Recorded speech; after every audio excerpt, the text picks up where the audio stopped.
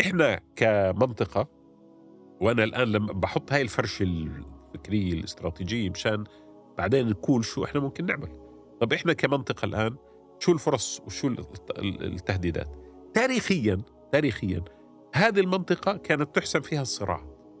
يعني كانت الإمبراطوريات لما تتقاتل عندنا، ابتداء الإمبراطورية الفارسية والرومانية، حسم الصراع على من يعني يتسيد العالم في الحرب التي بدأت في عام 602 من خلال صراع تم في فلسطين 614 وفي مصر 617-618، وبقيت الفرس طبعا انتصروا في هذه الحرب حتى عام 617 وسيطروا على هذه المنطقة تماما وزحفوا باتجاه شمال إفريقيا، وأصبح الروم في منطقة أو البيزنطيين في ذلك اللي مقرهم القسطنطينية في حالة من الدفاع. طبعا في جبهات أخرى كان في ذلك الوقت، لكن هذه كانت جوهة مركزية.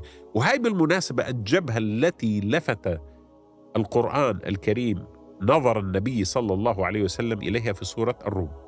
ودائما أنا بقول الرسول صلى الله عليه وسلم تلقى من الوحي توجيهان استراتيجيان رئيسان لهما علاقة بمستقبل العالم. التوجيه الأول كان في سورة الروم: غلبت الروم في أدنى الأرض وهم من بعد غلبهم سيغلبون في بضع سنين. هذا التوجيه في عام 614 احتل الفرس القدس من البيزنطيين وزحفوا باتجاه مصر. أدنى الأرض فلسطين الأقرب إلى جزيرة العرب في ذلك الوقت، ولذلك سماها أدنى الأرض. ولفت نظر النبي صلى الله عليه وسلم أن انتصار الفرس فيها مؤقت، أي أن هزيمتهم بعد قليل قادمة.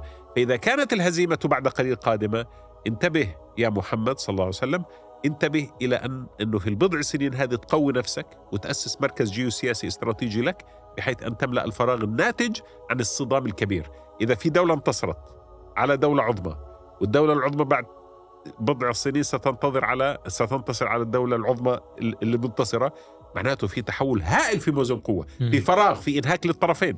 حضرتك أنت بإمكانك أن تقدم مشروعك، فأمل خيرا.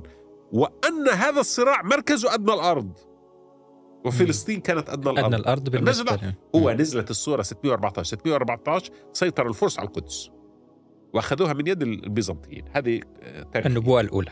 الثانية في الإسراء، سورة الإسراء، هذه مسألة في غاية الأهمية. لما النبي صلى الله عليه وسلم مرة ثانية إلى أدنى الأرض، يسرى بمحمد صلى الله عليه وسلم من المسجد الحرام إلى أدنى الأرض، بس هالمرة ما سمي أدنى الأرض، مسجد الأقصى.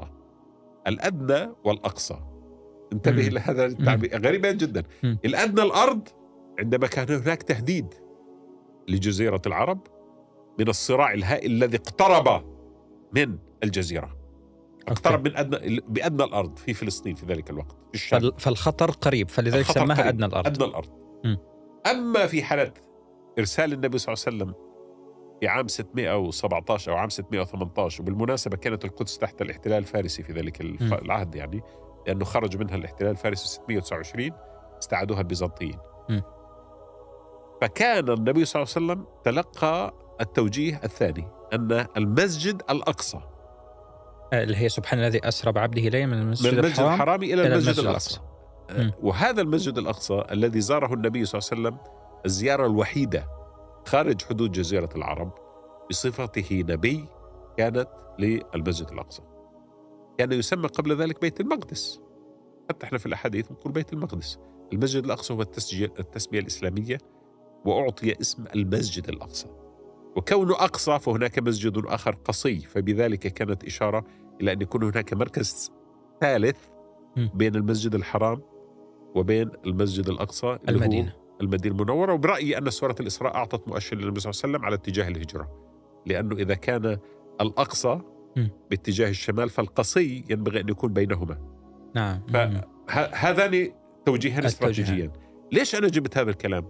لأنه مثل ما قلت لك الصراع قديما وحديثا منذ بدء ونشأ الحضارة الإسلامية إلى يومنا الذي نحن فيه هو على هذه المرحلة، على هذه المنطقة الممتدة، المنطقة التي فيها أدنى الأرض اللي هي فلسطين، وفيها المسجد الأقصى، والأرض التي فيها الجوار الكبير الواسع، الأمة الوسط اللي ربنا سبحانه وتعالى سماها أمة وسطة، وهي أمة وسط مش بس بالفكر أمة جغرافيا وسط في الجغرافيا. مم. وبالتالي الصراع دائما علينا. في الحرب العالمية الأولى أصبحت عالمية لما احنا دخلنا في المعركة من خلال الدولة العثمانية، ما كانتش عالمية، كانت أوروبية. مم. الحرب العالمية الثانية حسم معظم المعارك الكبرى في شمال إفريقيا وفي مصر وما إلى ذلك، قبل أن تنتقل بعد ذلك إلى صقلية ثم بعد ذلك إلى أوروبا. هذه منطقة في غاية الخطورة استراتيجيا. هذه المنطقة اللي ماسكة كل المعابر أو معظم معابر التجارة العالمية. هي بسيطة لما يكون عندنا باب المندب، ويكون عندنا قناة السويس، ويكون عندنا جبل طارق، ويكون عندنا البوسفور، ويكون عندنا مضيق هرمز، ويكون عندنا مضيق ملقا. احنا ماسكين مضائق العالم، يعني مضائق العالم كلها بيدينا تقريبا. كل تجارة العالم ما فيش سفينة بتمر إلا عندما تعبر في لحظة ما بتعبر من منطقتنا. طب هذا مسألة استراتيجية. كل إمبراطوريات بريطانيا قبل ذلك وصراعها مع الدول الاستعمارية الأخرى وتنافسها مع فرنسا على سبيل المثال، ثم أمريكا وصراعها مع الاتحاد السوفيتي. نحن كنا مركز أساسي. لا نريد أن نصبح مرة ثانية ساحة لهذا الصراع. هاي المشكلة اللي بدنا نوعى لها. ليش بقول لك الوعي مرات مهم؟ لأنه أنت تيجي تقول لي إنه إحنا والله بدنا نوقف مع أمريكا ضد الصين، أو حتى بدنا نوقف مع الصين ضد أمريكا. أنا برأيي سنكون قد أخطأنا الخطيئة التي ارتكبها معظم الأنظمة التي حكمت قبلنا، اللي هم بيفكروا إنه أنا وقفت أنا مع القوي. حتى يعني الدولة العثمانية لما قررت تدخل على سبيل المثال مع ألمانيا كانت منتصرة وقتها، وألمانيا كانت قوة مهمة جدا يعني. لكن وين وصلنا إلى نتيجة مدمرة، إنه كل التراث العثماني العسكري والاستراتيجي انهار، وصار عندنا المصيبة اللي احنا عشنا فيها بعدها في القرن العشرين. هاي هي النقطة. نحن نحتاج أن نكون واعيين أن يكون لدينا تفكير استراتيجي. لذلك في رسالة أولى أنا بوجهها للنخب السياسية. رسالتي للنخب السياسية، وأنا أقصد الحاكمين والقائمين على الأمر. إذا كنا نفكر في المستقبل بهذه الطريقة، أن هناك انتقالا جيوسياسيا استراتيجيا بموازين القوة، بدنا نفكر بأنفسنا كمركز جيوسياسي استراتيجي. وإذا فكرنا كدول منفردة ندخل في نفس المعادلة اللي دخلنا فيها، في الدوامة التي دخلنا فيها عبر التاريخ، في أنه يستفيد منا الخصوم في أرضنا وعبر تحالفاتهم الجزئية والموضعية، وندخل إحنا في حالة من الضعف والهوان. ولذلك طيب بتقول لي كيف نعمل؟ يعني أنا بقول لك النخب السياسية بدها تفكر مركز جيوسياسي. كيف تفكر مركز جيوسياسي؟ فيش دولة فينا بتنفع تكون لحالها، لا اقتصاديا ولا استراتيجيا ولا سياسيا، لكن بنفع يعمل منظومة تكاملية. منظومة تكاملية بتقدر تعمل لك مركز ثقل. أوروبا الكبيرة هاي اللي هي سيطرت على العالم كله اكتشفت في لحظة ما أنه بإمكانها، ليس بإمكان دولة منفردة أن تقف أمام الولايات المتحدة الأمريكية كقوة موازية، لكنها لو اجتمعت جميعا لأصبحت كذلك. فاجتمع الخصوم. يعني تعرف يا رجل، الحرب العالمية الأولى والحرب العالمية الثانية كانت في أوروبية تقريبا، يعني مش كده، وذبحوا بعض الناس. ألمانيا وفرنسا يعني إلى اليوم لو صح لهم بأكلوا بعض.